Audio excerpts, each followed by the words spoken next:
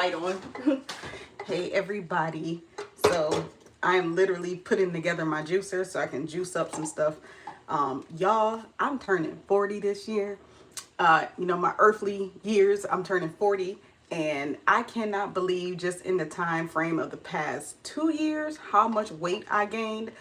Prior to this, I was working for Amazon Fulfillment Center, or at an Amazon Fulfillment Center. I've worked a lot of Amazons, by the way. That's another story, another video for another time. But if anyone knows that type of job role, you know that when you start, just like something like the post office or some type of work that is very physical, you may start at a certain weight, but you probably won't end up at that weight. And with Amazon, it's one of those employment locations, the fulfillment center anyway. It's one of those places where you may start off thicker, but I'm gonna tell you by a month, okay, and if it even takes that long, you have lost some serious weight from all the physical work that you have to do. And it also depends on your job role. For me, every time I would go back to Amazon, because Lord knows I have worked for Amazon since 2019, and I've been back and forth to Amazon the entire time till I landed the role that I landed recently. But since then, anytime I go back, I lose weight. Well, I lost the weight when I was at Amazon about a couple of years back, gained it all back once I got my new job, especially driving behind the wheel. So not only did I gain it back, then I gained more. And that has a lot to do with poor nutrition, especially driving for like hours and hours, like eating at fast food restaurants habitually every day, not bringing my own healthy lunch, not bringing my own healthy snacks, and sitting behind a seat all day, not coming home, working out, not incorporating some sort of workout routine to balance me sitting behind the seat for most of the day. So with that being said, that's pretty much what I am focused on now. My earthly birthday, should I make it or whatever, God willing, it will be in April, so I'll be turning 40. So to me, while I'm just trying to get a little healthier is my point. So yes, I'm definitely about to juice this pineapple, a ginger, and a lime. I don't have lemon. Normally I would combine it with a lemon. But with all that being said, speaking of job roles, just recently, like literally just about 3 or 4 weeks ago, I got a new job role. And the new job role took me off the road, which I had been wanting, and it put me in an office. Same company, more pay. Ironically, the people that work in the office just so happen to get paid more than the people that's driving out on the road in the hazardous conditions. But thankfully, I did get the position. And I did not know what I was walking into. I thought to myself, oh, now I'm going to be in the office. Things are going to be a lot easier. Yeah, I'm going to have to do customer service and answering calls, but it's going to be so much better than driving out here on the road, trying to meet a time schedule that's almost impossible to even meet. Then up here in the Northeast, we have hell of a winter right now. So some people love driving. Some people love the freedom. And yes, the freedom was great, but at the same time, it's the road for me. It's the weather. It's the snow. It's the ice. It's the being told on certain days we can't take the freeway to go from one side of the county to the other side, that we got to take the streets, because that's just how terrible it is on the freeways because of all of this weather that we've been having, all the snow, all the ice. So it became stressful to be on the road. Not to mention, oh my gosh, what the hell has happened with Northeast Ohio and these people driving on these streets? They cannot drive. The road rage is outsane. A red light is just a suggestion, not mandatory. These folks have lost their minds. So I have been complaining for a while in these videos. Okay, still going to work, but complaining about how I just did not want to drive anymore. I did not want to be a driver anymore. Not to mention, it's that then you have the stress of the clients who you're driving around, because they have to be somewhere at a certain point, but they don't understand that the way our whole scheduling works, we're pretty much defeated from the jump. You'd be lucky if you can get somewhere on time. It has to be a really slow day to get these clients on time to their appointments that they scheduled with us. So now I'm in the scheduling department. I'm out of the role of the person that's carrying out the schedules as the driver, and I am now in the scheduling department at my company, and I'm working in the office. And I was so relieved on my first day, being trained, like, yes, this feels good. But prior to being trained for this role, I was being warned by numerous employees, numerous coworkers about working in this office. I was being told, like, yeah, they got a lot of drama back there in the call center. it's a lot of drama and the women are at each other's throats and they're snitches, etc., etc. So I thought people were over exaggerating, and because my mindset is I got goals I'm trying to accomplish, I'm not worried about nobody else, I didn't care. I didn't let it stop me from taking the position. And it still won't stop me, even though I've taken it and I see what's happening back there. Nothing is going to stop me. I'm focused. I'm locked in, right? But my goodness, it's nothing like actually getting into the role and getting into the office environment to see like, yeah, not only is this a very small office, we all got our own cubicle, but it's not like those cubicles with the tall walls. It's like if I sit down, I can't see the other person on the other side of me, but they're there. They could just stand up just slightly and then I can see them. I don't even want to see them that much, but I can. But, so we got our own little space, but not so much because it's still a big room just full of desks with a slight wall, a slight little wall. With that being said, these ladies back there and lost their damn mind. These folks back here in this call center have lost their mind. They are at each other's throats. Oh, it's so much drama. It's so much drama. And I've had a few individuals try to test me. I've had a few individuals, try to test me, try to get my attention, try to find out more about me. And I stay to myself. I have learned from the numerous jobs I had. Y'all, come here. Don't judge me, okay? You can judge me. I don't really care, right? But I done had over probably 40 jobs in my lifetime. And I have not exaggerated. One day I would get on here, and I thought I'd done this before. I'm going to get on here and tell y'all every single job I have. I'm going to make a video strictly about that. I won't beat around the bush. I'm going to make a video letting y'all know every job that I have had up until this point. Ever since I was about 18, I've had about 40 different jobs. So one day I'm gonna get on here and tell you all what it was. But now I'm a little older, a little tired of bouncing around. Not to mention, I feel like the company that I'm with is it's about as good as it probably gonna get up here for me in the Northeast in terms of having a job. I'm not saying I'm settling. I think for me, it's not about focusing on the job anymore and keep jumping from job to job.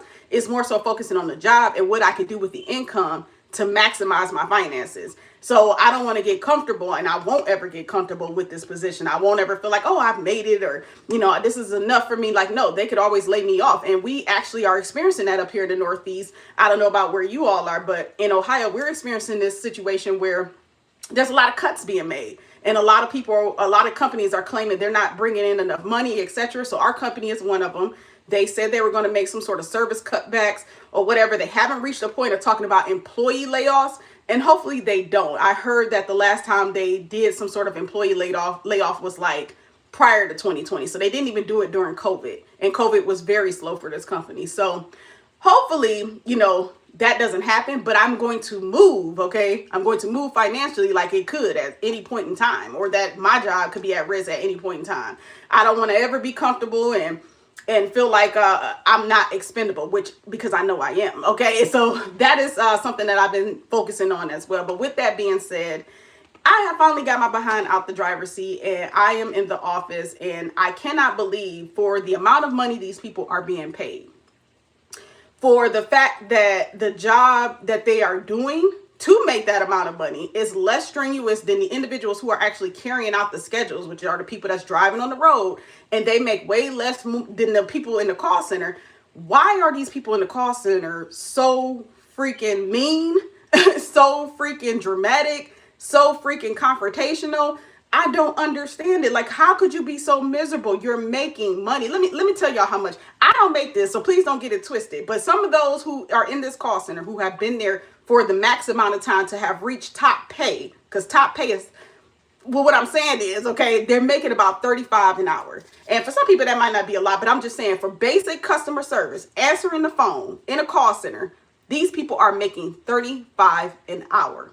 The job is not remote, even though when you sit there, you think to yourself, damn, I really could be doing this from home right now. I really don't have to be in this toxic ass environment. I could be doing this from home, but they don't allow us to do that. I guess they figured we paying y'all this much, so you might as well sit you behind in this damn building, and so we can use this space with a purpose and micromanage your behind. At least for, that's the least y'all employees can do for the amount y'all being paid. But when you think about it, hell, if you got benefits and your pension, because this job does have a pension, as well as like a second type of retirement. I think they call it a thrift savings plan. and then in the medical and dental, all that stuff coming out to check, and other insurances that you may have opted in for, that 35 an hour can be ate up real fast when you think about it. But with that being said, like, yeah, I don't understand how these people could be making this much money and they come to work miserable. First thing in the morning, they're complaining. If one person is absent, the person that's present is complaining about that person being absent. How is that person being absent affect you? Like, you still got to show up to work. You still got to pay your bill. So why do you care that this person is not there? They make a big hoopla out of things like that. And then they like to pry. They like to poke. They like to know what you're doing or know who you are. And it's not even like in a good way to just get to genuinely know you. It's like they sit back rubbing their hands together for a way to plot and make you feel inferior. And I actually had a situation, and it's hard for me to explain the situation with this older woman. And just something that she came up to me and asked me in terms of scheduling. So basically, we schedule clients for rides, kind of like if you have I don't know what y'all have out here, but like paratransit rides, like people who it's like a company, and we service individuals with disabilities. I believe I explained this before. And so they have to call in and they have to schedule their appointments in advance. That's what we do. We handle those calls. But sometimes, people cancel for whatever reason, or they change their time. Well, one woman in the call center got a call that from a client or whatever, and she takes her call, and I guess the client spoke to me a little earlier in the day. Now, I remember speaking to this particular client because the client was confused about her schedule. She didn't know what she wanted to do. I don't know how you be on hold for 30 minutes to talk to us, and when you finally get connected to us, you don't know what you want to do. You confuse yourself. You don't know what time of the day. Listen, not my business, okay? But this woman, I remember distinctively, was very confused about her schedule. So much so that, yeah, she kind of slightly confused me, but for the most part, we have to repeat everything that we do back to them. So if I'm scheduling a person for a certain time and a certain day, by the end of that call, I have to repeat the time and the day back to them more than like about 2 times, just to make sure that they hear it, because we are dealing with people with disabilities, and some of that could be hearing impaired. So we repeat this stuff so that we can make sure that they are getting it down. Hopefully they are writing it down. You'd be amazed. A lot of people are calling in and writing nothing down. So they call back just to ask you the same question over again. When was I scheduled? When was I scheduled? So with that being said, this other coworker in the call center gets the call from that client I spoke to earlier. And she comes over to me with a sticky note. And she's like, did you speak to this client? And because I am new, y'all, I thought I did something wrong. I'm like, what could this lady want? It so much so got the attention of the woman who's training me. Now, the woman who's training me in that call center is awesome. I have never, out of my 40 jobs, okay, my 40 job roles, I have never met a trainer like the one that is training me right now. She is great. And she's very protective of me because she knows the personalities in the call center. She knows that these women will try to challenge me. Why? I don't know. I don't know why people do what they do. I don't know what's with the intimidation factor. I don't know if people are insecure about their job position, as we all honestly should be, because if you don't own that stuff at any given point in time, yeah, the job can axe any of us, but it shouldn't be like you insecure to the point where you feel like your coworker is your competitor. Like, no, we both got the role. You're at your desk doing your job. I'm at my desk doing my job. I have nothing to do with your job security. They didn't say I would get this role predicated on you no longer working here. So what's with the attitude? But that's how some of these folks in here move. And this woman, she comes over to me with the sticky note, and she's asking me about the client that I spoke to earlier. She's like, oh, because I have her on the phone, and she said she requested a 4 o'clock appointment, and you gave her a 3 o'clock appointment. And I'm sitting up here because we have a hard copy of everything we do. So we're entering it into the computer, as well as we're writing it down. So when the client tells us the time or the day that they want to schedule, we're writing it on the paper, and we're entering it in the computer. So I go back to my paper, and I'm trying to show the woman, like, look, she told me this time. She was confused anyway, but she told me this time. And at first the woman gonna tell me, oh, you didn't write it down. See, you didn't write it down, but I'm showing her where it's at on my paper. Then she concedes to that and realizes, yes, it's on my paper. So then she goes, oh, well, you didn't write the correct time. See, you put 4 o'clock, but you didn't put it in the computer, and it wasn't a 4. I just write terrible. It was actually a 3, but it's cool. So my point is, in the end, she actually was just supposed to take the call and change the schedule. We get calls like this all the time. Calls like this all the time of people wanting to change their schedule. So one person may take the call of a client who says they want to schedule at this day and this time. But then later on, that same client may call back where another person in the call center will take the call, and that person is like, oh, I want to change it. And we all have to go into the computer and see who scheduled it, because if we didn't schedule it, we can't edit what we didn't schedule. So in this scenario, she just was supposed to cancel what I had did and just redid the whole schedule for the lady so that the lady could get the time that she was asking for. But instead, it's like she wanted to cause a scene in the small call center to make me look some type of way, to make it look like, oh, the new girl is making all these mistakes or whatever the case may be. Y'all, none of that mattered, because in the end, first of all, it pissed off my trainer. My trainer was hella pissed off. My trainer was like, you know what? She is known to bully people in the office, particularly new people. And most of the newer people are younger people than this lady. This lady's like 60.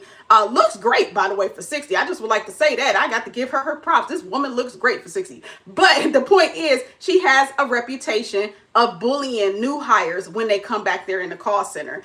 And that is what my trainer told me. So that is why my trainer, when she saw the woman approach me, my trainer made a beeline to my desk and was like, what's the problem? What's going on? You know, because she wanted to make sure that this woman was not bullying me. Mind you, I did not know about this woman's reputation at all. I didn't know that, you know, there could be so much drama in the damn call center for 8 hours. You only there for 8 hours and you're answering calls. If you answering calls, how the hell you have so much drama? Like, you supposed to be doing your job. How do you have so much? Y'all make $35 an hour. I don't make $35 an hour yet, y'all. I just started. They make $35 an hour. So why so much drama? So this is what I've been thrusted into. But what I will say is, it doesn't bother me. I have a customer service background. It took me a while to get this role, y'all. It took me a while to get my behind off the road driving and get back into a role that I know I'm really good at and want to be in. If I have to work, because I don't really want to work, but if I have to work, you know, I like customer service. That's my thing. I love it. And then I got pulled into the office the other day by my manager, and my manager even told me, like, you're doing a great job. I am impressed. As the new hire, you're taking this amount of calls. I'm gonna tell y'all, I'm taking 90 calls a day. That's bottom for those who've been there, but for a new hire, it is a big deal because I'm meeting them bare minimum. And so I'm very happy about that. And then my manager also told me, like, your customer service I hear is great. There is no complaints. You're doing great. So with that being said, as long as I know my direct manager, okay, who hired me, okay, did my interview, who's the one that can fire me, as long as I know that she's satisfied with my job performance, I'm not there to make friends in that office. I'm not there to socialize. In fact, I make a very concerted effort to stay away from everybody. I have to, because the negativity, the things that they talk about, it's too many people in the office talking about their personal life. I hear one young lady talking about she looking for a husband. I got the one dude back there talking about he close to being fired because he taking excessive bathroom breaks. Like, dude, just stop taking them. Like, what did you like, you know, like, maybe you should drink a little less because you get up every 5 seconds to get some coffee. You know, like make this stuff make sense. Y'all getting paid more than any customer service role that I've ever had in my life. And y'all can't make this stuff work. It's really that bad. It's really that serious. Meanwhile, the trips that you're scheduling for these clients, it is the operators, the bus operators who have to go out there and perform those trips. And they don't even make as much as you all. And they're out here in the cold, on these hazardous roads, on this ice, in hazardous situations, because again, Northeast Ohio and the streets, the way these folks drive is not the same. I continue to say in these videos, I am very convinced we got some people from like New York or something that have moved here and they brought their driving habits with them, because I heard, okay, I might be stereotyping, forgive me, y'all got, if you from New York, you're gonna have to respond in the comments about y'all driving up there or wherever that's close to Ohio that some of y'all that came from and came here, because I really believe, because Ohioans, Northeast Ohioans, okay, I'm talking Cuyahoga County, right?